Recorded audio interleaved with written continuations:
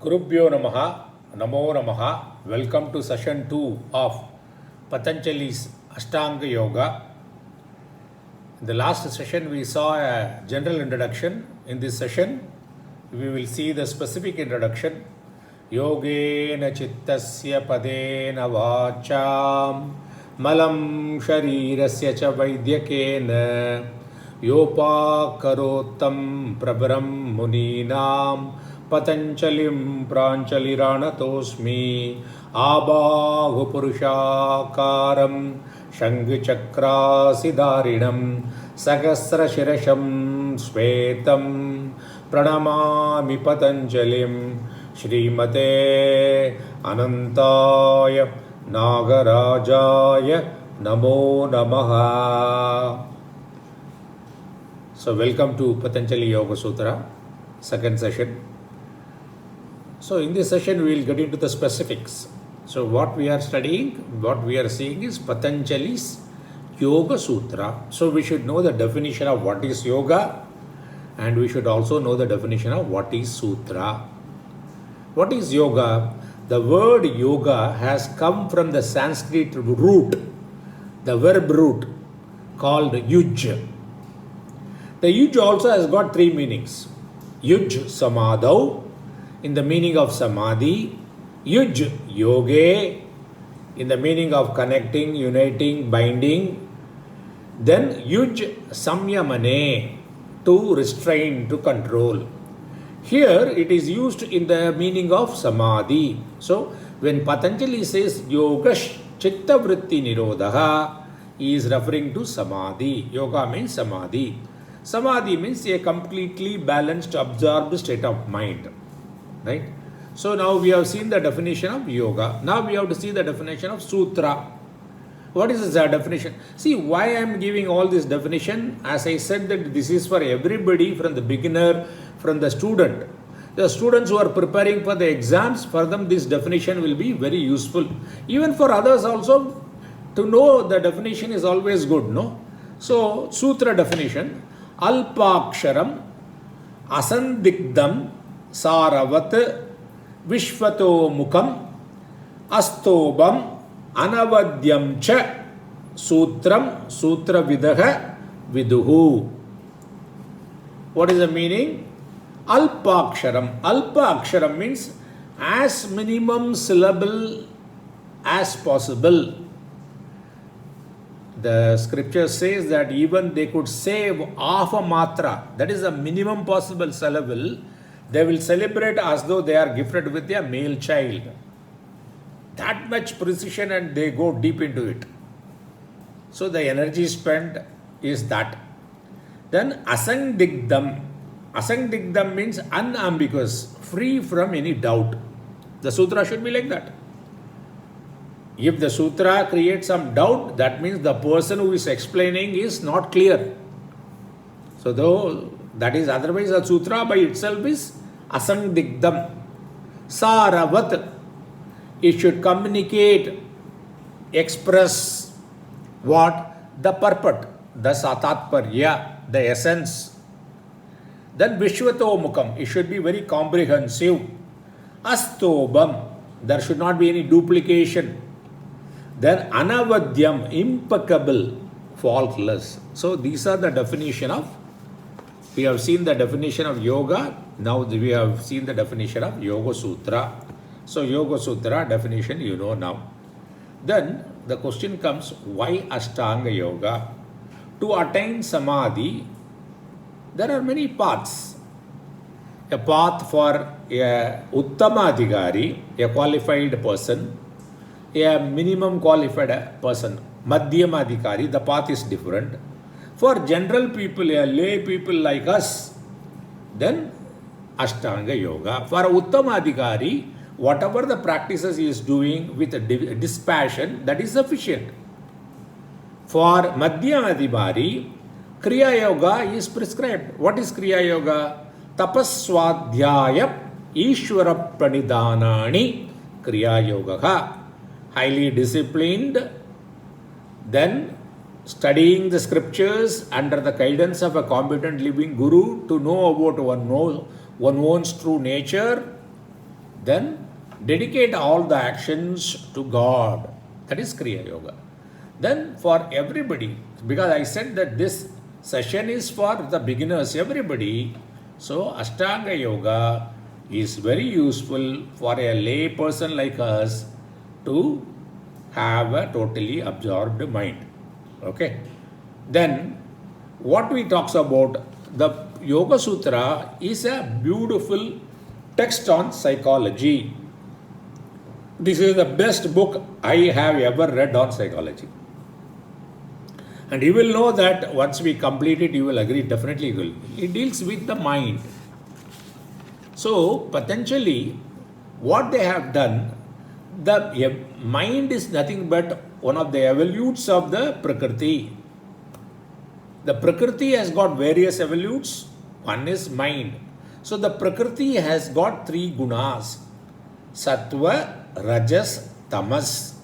So, naturally, the Chitta also has got three gunas.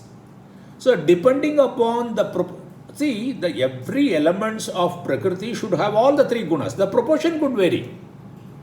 Somewhere the Sattva may be dominant, somewhere the Rajas may be dominant, somewhere the Tamas may be dominant, right?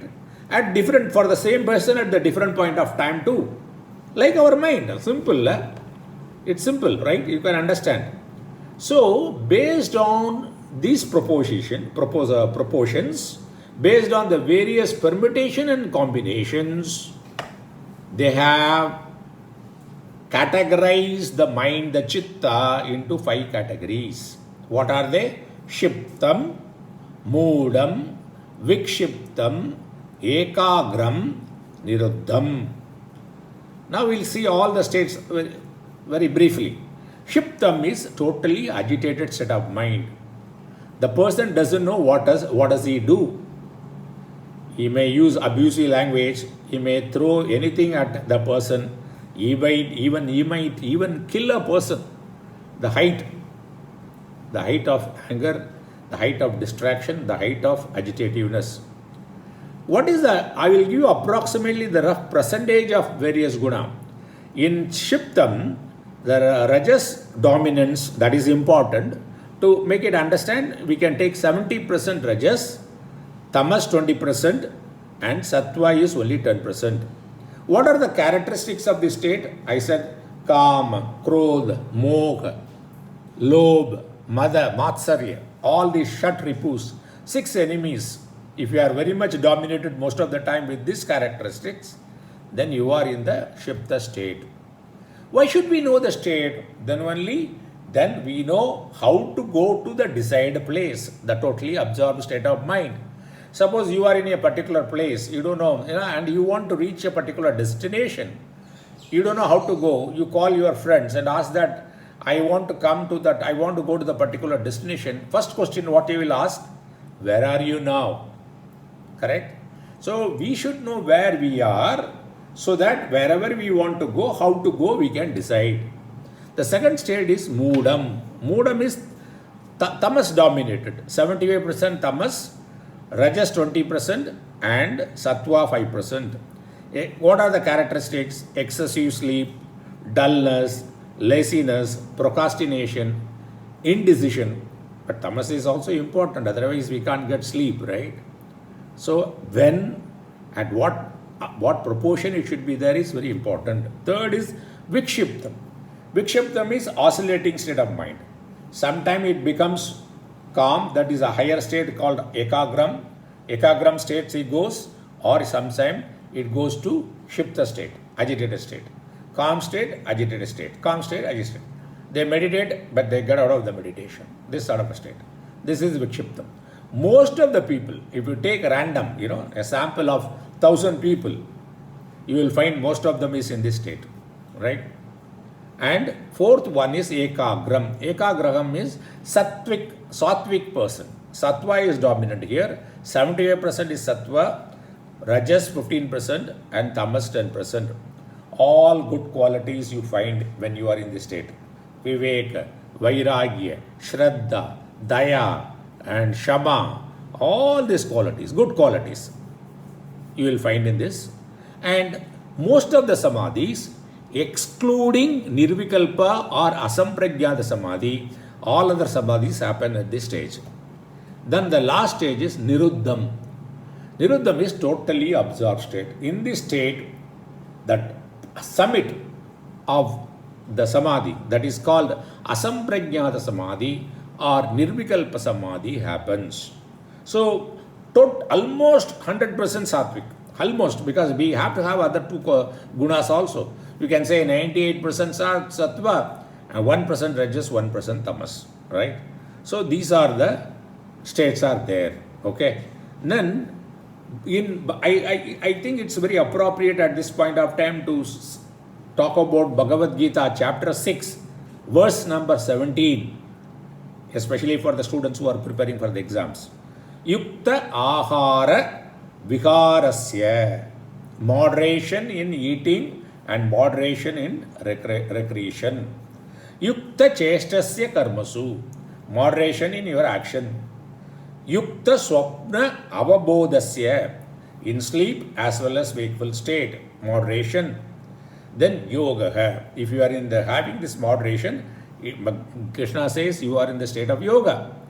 Then yoga bhavati dukkha ha, then all suffering will be destroyed in that state. The Patanjali Yoga Sutra has got 4 chapters or 4 padas. Samadhi padaha, then sadhana padaha, and vibhuti padaha, kaivalya padaha. Samadhi padaha has got 51 sutras.